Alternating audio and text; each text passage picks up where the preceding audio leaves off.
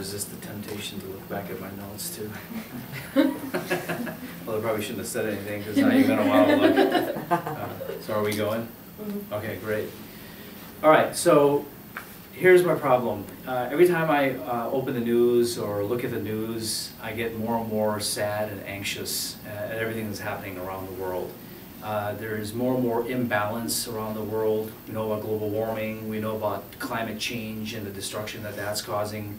We know about the stunning decline in species around the world, 50 to 70% decline in species, whether it's in the sea, on land, and that's pretty staggering in just a 50-year period. So we're clearly having a major effect on the planet.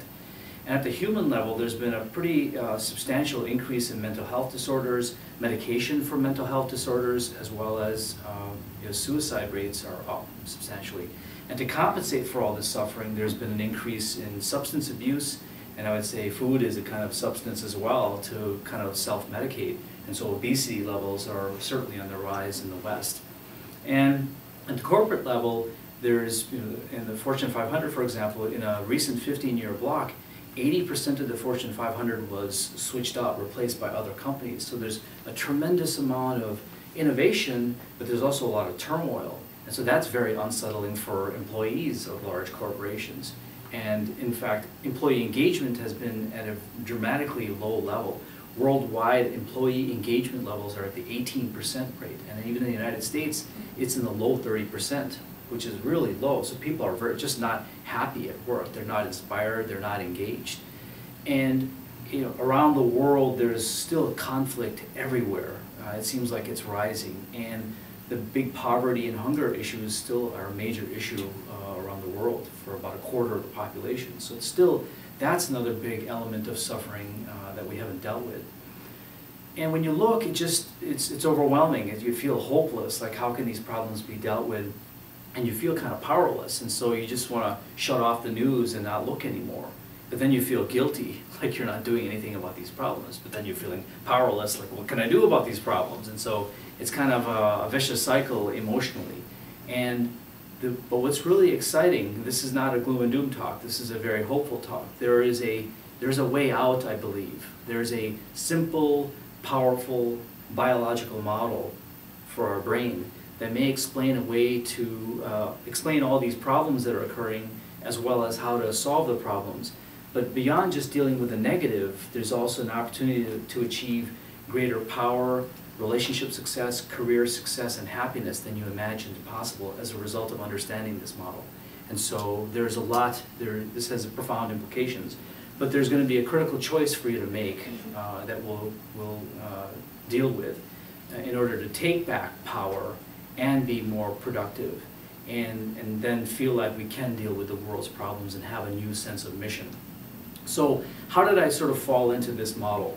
Well, started med school and was doing pretty well academically, athletically, but in the transition from more academic work to clinical work, I hit a wall and dropped.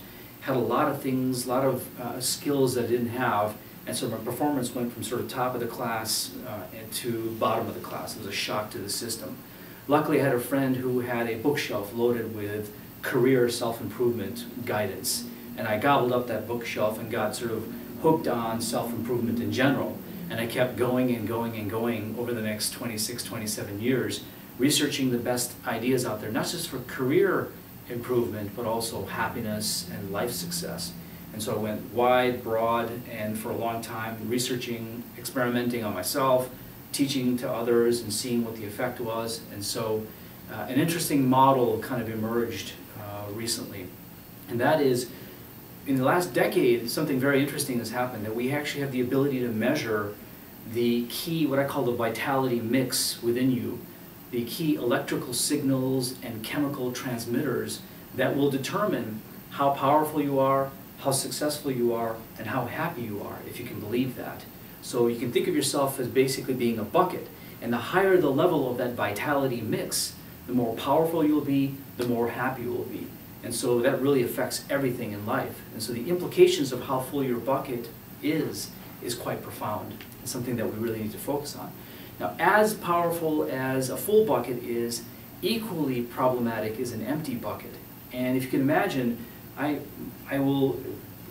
describe over this talk that the empty bucket is really the cause of almost all the world's problems. And so it's something that, as a result of the empty bucket, the opposite happens. There is more suffering, which leads to broader-based addiction for most of us, self-medication to deal with the suffering, and this in turn causes a lot of the imbalances in the world, and it's sort of a vicious cycle. So by the millions, people's buckets are starting to empty. And so why now? Why are our buckets starting to drain now? And very interesting twist has occurred in human history that, when I ask people in a typical audience, what's been the average life expectancy for most of human history? Typical answer is in the 40s and 50s. But the reality is it's only been in the 20s for most of human history, which is a pretty stunning realization. So why were we dying so quickly for most of human history? Typical answer is infectious disease, but that's been more of a modern phenomenon. Cancer, modern phenomena. Heart disease, modern phenomena. These things haven't been around for most of human history. The reason people were dying left and right, in effect, was from predators, human predators because of scarce resources, or animal predators because of a lack of protection. Lack of protection also led to dying from environmental risks, and famine was another big one. And so, basically we were dying left and right in order to have such a low life expectancy. And so we had to kind of adapt to become survival machines. So how do you do that? How do you survive in the midst of all those threats? And so the brain kind of came up with a little scheme, and it made a deal with the body. It said, look, I'll give us a little bit of a high, a little bit of a neurotransmitter spike in the brain if we do the right kinds of behaviors that will help with our survival. And thus we sort of became programmed, if you will, over time to become survival machines by becoming high on information, high on communication, high on thinking, analysis, self-protection, pride. The more social status you have, the more likely you are to be accepted by your tribe, which is a major predictor of whether you were going to survive or not. Okay, so basically, the various parts, a kind of alphabet soup of the lower brain, as I call it, whether it's the medial prefrontal cortex, basal ganglia, ventral tegmental area, a whole host of areas contributed to this dynamic of creating the high to motivate certain kinds of behavior that led to greater survival. Now, equally, actually more powerful turns out to be the higher brain, which includes another alphabet soup of parts, including the left prefrontal cortex, anterior cingulate gyrus, the insula, the right brain. This part of the brain causes the vitality mix in your bucket to go up. It is by far the most effective way to increase your happiness and your effectiveness. And so meditation in particular, and I define meditation very broadly, it can include breathing practices, it can include prayer, it can include certain kinds of chanting, certain kinds of mantras, mindfulness meditation. Defined very broadly, meditation, and in particular silence, seems to lead to an activation of the higher brain, which leads to a filling of the bucket. Has profound importance because we've already talked about how critical the full bucket is. Now here's the problem. In every moment, you have a finite amount of blood flow or oxygen that can go to a different, to the brain. And so if the lower brain is getting highly activated, you're taking energy and oxygen away from the higher brain. And so you are thereby going to become weaker and weaker. And over the last 20 years, there's been a pretty radical change in the way society is organized. And so the analogy I use is, for most of human history, something that tastes sweet was an indicator of a food that was good for us to survive, to get the calories that we needed. But then we were able to do processed sugar and get lots of sugar and overwhelm this system, and our teeth started to rot basically from all the sugar. Okay? Similarly, if you trigger all these different parts of the lower brain and the survival high that's created, eventually you take away so much blood flow and oxygen from the higher brain that you start to rot the brain, not just your teeth. And so that's a big problem in terms of this balance between lower brain and higher brain. And so in effect, it's like we're becoming weaker and weaker and weaker as we stimulate the lower brain more and more, as we have had access to more and more information, communication, entertainment, all these things that trigger the various cravings of the lower brain. Too much of a good thing. So we're like superheroes who evolved to be these survival machines, but now we landed in a world full of kryptonite, and we're becoming weaker and weaker as a result. And so the problem gets even worse, because besides the high, another way in which we survived was the stress response. And for most of human history, stress represented a risk of death. For the vast majority of human history, stress meant, oh, there's a chance that we're going to die. If that's the case, how do we protect ourselves from the predator, the climate, the famine? One solution for all these problems, and that is disappear into the proverbial cave. And so how do you disappear into the cave for a couple months and survive? You know, kind of common sense idea that you need to have enough calories to last all that time period. And so you need to store calories, and you need to drop the rate at which you're burning those calories. So it turns out that there's basically one hormone that can do that, and that is the stress hormone, cortisol. Cortisol, as we know, increases fat deposition throughout the body, and that's a good calorie storage mechanism. What a lot of people don't think about is that cortisol also deactivates the higher brain, causes depression, causes anxiety, causes loss of motivation, causes sleeplessness, causes negativity and conservatism about engaging life. And so for most of human history, that was actually a very smart system, because it dropped your propensity for wasting calories on frivolous things. And so it's a really elegant design to help with survival for hundreds of thousands, if not millions of years.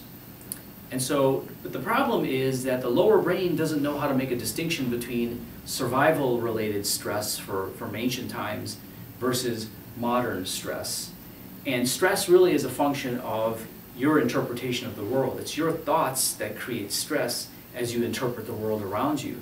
And the lower brain doesn't know the distinction. It says, hey, all I'm seeing is stress, stress, stress coming through, and so I know what to do. I'm going to help out. I'm going to deactivate the higher brain in order to preserve calories. And so it's in effect creating a leak in the bucket and causing the vitality mix to go down. You're suffering, feeling crappier and crappier, and being less and less effective as you cut off the higher brain. But it makes some sense from a survival biology perspective. And so all the cravings that are out there cause a diversion of blood flow away from the higher brain, and then stress causes a deactivation of the higher brain. Both of them are problematic. And so now the superhero that we were was getting weaker, and now the superhero is on its knees because it's getting beat up by life in the lower brain. And so unfortunately the hero is down, and now we're kicking the hero because there's even another problem that's starting to appear for millions of people. And that is, for most of human history, it was fine to drain the bucket and go on empty because you were going into hibernation mode, and that was fine, and that was smart, okay? But now the cave has disappeared. Eek! We're just basically standing there, and the cave, what happened to my cave, okay? And the lower brain saying, look, I need the neurotransmitter spike. I need the little high, because that means we're doing things that are going to help with survival. Give me a high, come on, what's going on here? I'm feeling totally empty here, we got nothing. And so what happens is, for millions of people, they get forced into a kind of addiction mode. And they're forced, we're designed to be very powerfully automatic. And so we're designed to be taken over by the lower brain to get that high in order to survive. And so no longer are you just able to sleep for a couple months, where you don't need to get any kind of high, you're out, you're checked out. Now you're awake, but you're empty.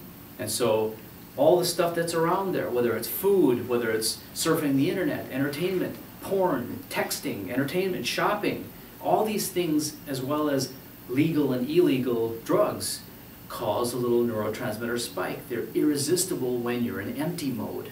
And so that's another problem that you add to this, because when you're in quick high addiction mode, now you're doing even more stimulating of the lower brain. Now you're doing even more diversion from the higher brain. Now you're doing even more activity in life, which causes more stress, which leads to even more. So it's a vicious cycle that's happening for millions and millions of people. And so now the hero is passed out on the couch because just unable to do anything and just sitting there trying to get little quick highs. It's really gotten bad. Okay, so think about this. 20 years we've had a pretty radical change in the way society is organized in terms of information, in terms of communication, in terms of internet, in terms of access to food and entertainment, all those things.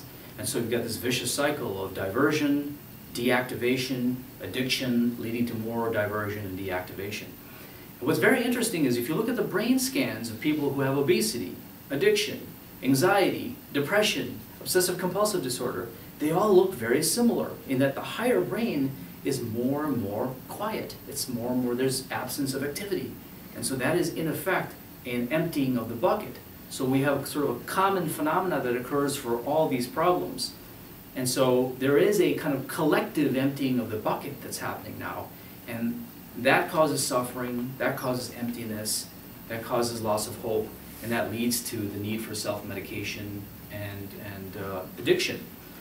Furthermore, there's a propensity for hoarding, which also fits with the hibernation mentality. And so the tendency to hoard resources. And that, I submit to you, is the reason why we have so much imbalance in the world, is that we're running on empty, suffering, and then compensating by trying to grab as many quick highs as possible to deal with that suffering.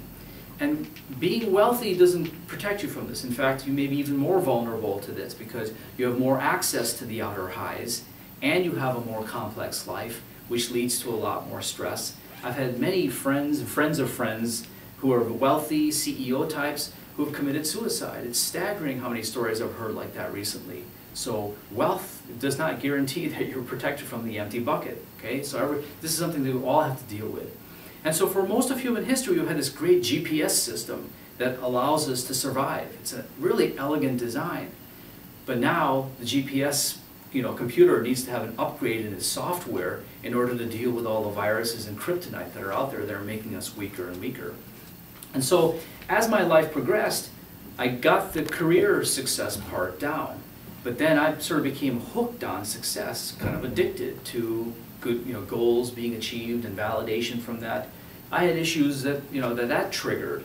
And so luckily my wife and my kids were a mirror held up to me and showed me that I was becoming successful, but not such a nice person. I was becoming worse and worse. And so the question was, eventually I noticed the person in the mirror and didn't like who I was seeing. I'm like, can I be happy, joyful, and successful at the same time? That was the question that I sort of put out there. Can I have my cake and eat it too?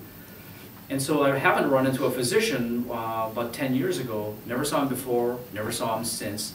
And he kind of inspired me to look at a couple of websites that taught powerful techniques for inner transformation, a whole host of techniques, and very scientific in terms of measuring what you do and what the effect is. And so I was hooked on that. I tried philosophical techniques prior to that. They didn't work. They didn't help me to become, in the moment, a better person. Still will get triggered by anger and inability to tolerate criticism, failure, those kinds of things. Brené Brown, in a famous TED Talk, talks about the importance of vulnerability and how that leads to emotional intelligence and greater happiness, and I think that's correct. But it's very difficult to just become vulnerable. But what's interesting is you do various techniques and activate the higher brain, you become more loving and more self-accepting, and then it becomes easier to be vulnerable, and it becomes easier to fix a lot of the lower brain dynamics, the stress responses, the addictions to the outer high. It becomes easier to do as you become more self-accepting. So as I went back to the mirror over time, I became a very different person. I was able to tolerate criticism much better, embarrassment much better, failure much better. I was able to be a lot more self-aware and realize the things that I had to work on and worked on them quickly. And in clinical scenarios, as a physician dealing with very critical care types of patients in the past, near-death scenarios in patients would be just absolutely wiped me out, totally stressed out and wiped out by the experience. But recently, even as I get closer to being 50 years old, I've never been more resilient to stress. And I can attribute that to nothing but higher brain activation. And so even that has changed. The question was, is this sort of a placebo effect in my head? I just kind of made up this story. Then as I explored the evidence that was out there, it was very clear that higher brain activation was the key to this whole equation. That did indeed fill the bucket, if you will, and leads to a whole host of positive things that we already described. Specifically, meditation increases DHEA, it increases testosterone, drops cortisol, increases activation of the left prefrontal cortex, anterior cingulate gyrus, the insula, right brain. Things like IL-10 goes up, IL-6 goes down, which is pro-inflammation. The anti-inflammation messenger goes up. So a whole host of positive things start to happen as you do higher brain activation. So the evidence was there. But what's interesting is I tried to teach this to people. 1 out of every 10 people would sort of take off with these higher brain activation techniques. But most people really struggle to get off the ground. And now we kind of have a better understanding of why that is, because the lower brain is so triggered for so many people. Most of us are sort of stuck in addiction mode, sort of addicted to all the stimulation that's coming in from the world. And so what do we do about this? So I want to show you a little diagram here to kind of quickly sort of organize our lives going forward and make us more successful in being able to activate the higher brain but cool down the lower brain. And so you really have to just think about 4 categories, which is there's the danger signal, which is that stress response that we were talking about. It's simply our interpretation of the world. Okay? Shakespeare has a famous saying that there is no such thing as good or bad, but thinking make it so. That almost every stressful reaction that we have is a story that's made up by the lower brain.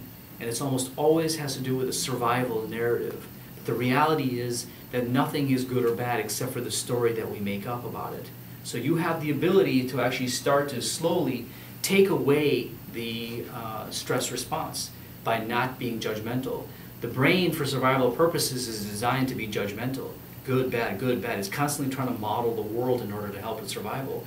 We don't need to worry about survival anymore. So we need to stop being judgmental and stop labeling situations and people as bad.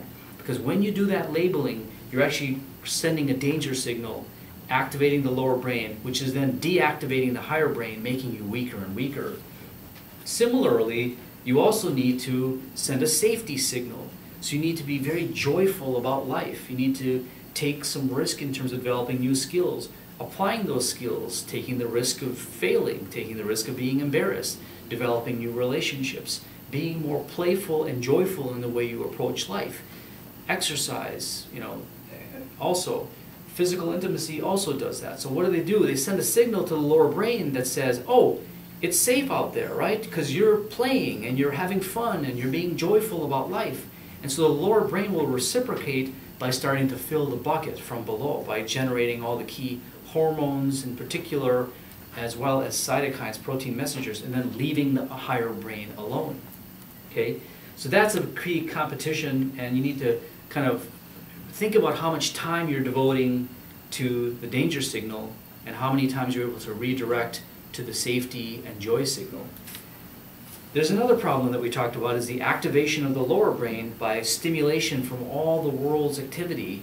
They all cause little highs, but they are ultimately kryptonite that's starting to divert blood flow away from the higher brain and causing us to be weaker and weaker, and the bucket becoming more and more empty. So it's very important to limit, social media, things like that, texting, they're very powerful tools. They can be very valuable. But if they're done too much, you have to think about all the blood flow and oxygen you're taking away from the higher brain and how much weaker you're becoming over time. So give yourself credit for the times that you redirect or you limit how much time you spend with the internet, with texting, with information acquisition, with communication. Set limits on that because you have to know the effect that you're having on yourself over time. But by far the most important thing you can do is some kind of meditation. It doesn't matter what kind of meditation. Don't be hard on yourself. A lot of people are intimidated by meditation. You are designed for meditation. Just sit down. The rest will take care of itself over time. Thinking will start to go away because you realize in the absence of thinking, you get higher and higher. It's the inner high. You feel more love, you feel more peace, you feel more joy, more creativity, more gratitude, more resistance to stress. Everything that matters in life goes up as you activate the higher brain. Don't worry about the technique. You'll find the technique that works for you, but just sit down. And over time, all that barrage of thinking that comes in will start to go away in time. Trust that. Don't worry about your ability to meditate. We're all designed for this.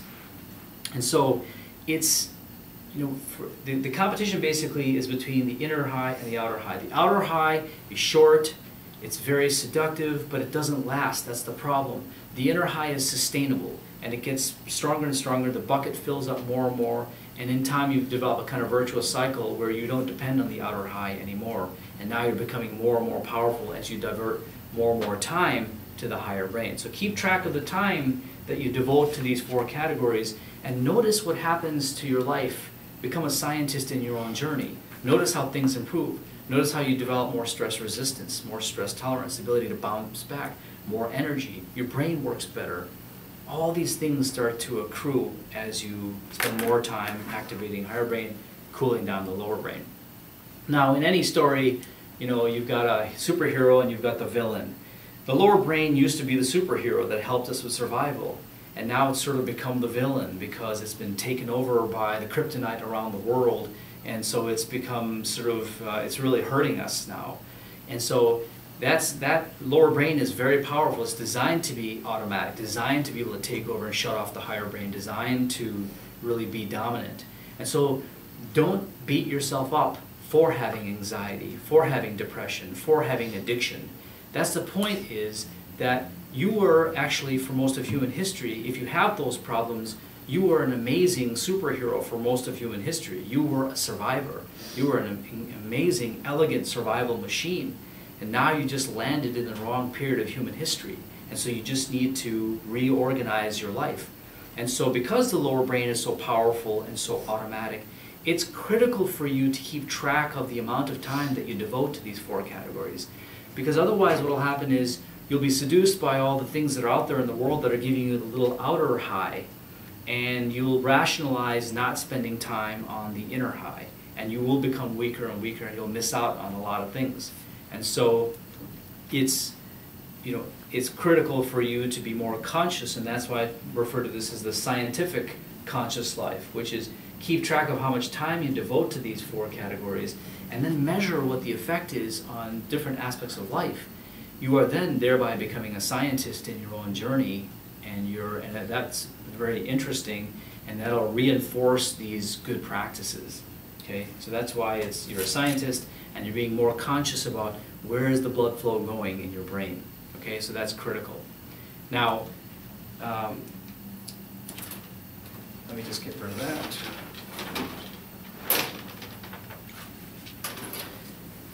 So what happens over time then, as I said, is higher brain becomes more activated. You become more loving, more peaceful, more joyful. You become more resilient. And then what happens is you become more fearless. You become more in charge of how you shape your life. The world is changing rapidly. We know that. It's very stressful sometimes and overwhelming. But as you become more stabilized, you become more confident. You become more fearless. You do the things and you learn the things and you make the connections that you need to shape the life that you want for yourself in the midst of all the noise. And so as you become more full bucket, you become more satisfied. And you're less likely then to be driven by taking pleasure and resources from around the world, and that's going to lead to better balance around the world, without a doubt. A kind of virtuous cycle will start to happen. And so as you become more and more calm, joyful, peaceful, loving, creative, people will look at you and say, wow, I can tell there's a change happening in you, and I want some of that also. And so just by making this change within your own life, you become a role model for people around you, and you kind of create a wave that starts to go out, and people elevating each other to be more conscious in the way they design their lives, and how they focus on these 4 categories to fill the bucket. And so as you increase your number and increase the amount of time you devote to these, you'll see the life effect, changes in your life, and you will now reclaim your status as a superhero in a world that's full of kryptonite. And so in every moment you have a decision to make. You have to make a decision between power or addiction, love versus fear, silence versus noise. In every moment you have that opportunity to reclaim the power of silence. That's the decision that we have to make in order to gain some more control over our lives and start to move the world in a better place. And so if you choose the power of silence, you have a chance to save the world before it's too late. What's your number? Thank you. Wow, very good.